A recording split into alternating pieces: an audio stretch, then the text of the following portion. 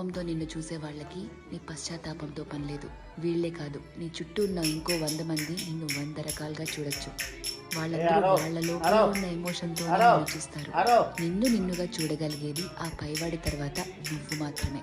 ఎప్పుడైతే నువ్వు నీలో ఉన్న తప్పులు, ఒప్పులు, మంచి చెడు, నీలో కోపాలు, నువ్వు చేసే మోసాలు, నీలో మార్పులు, నువ్వు పడే పశ్చాత్తాపాలు, నీ చుట్టూ బాధ్యతలు, నీ ఆశలు, వాటికై నీ కష్టాలు, దేవుడిచ్చిన లోపాలు, నీ ప్రయత్నాలు, ఇలా ఎదుటివాడిని జడ్జ్ చేయడానికి మనం వెతుకుతూ ఉంటామే, వాటన్నిటి ద్వారా నిన్ను నువ్వు చూసుకోగలిగితే ఎలా అన్బయాస్డ్గా, లాయర్లా కాదు జడ్జి లాగా, అప్పుడు నువ్వేంటో నీకు అర్థమవుతుంది కదా.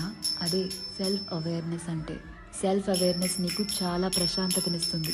ర్యాండమ్గా ఎవరిని ఏమీ అనలేవు, ఎందుకంటే నీకు తెలుసు ఎవరి తుఫాన్లు వాళ్ళకుంటాయి లోపల అని.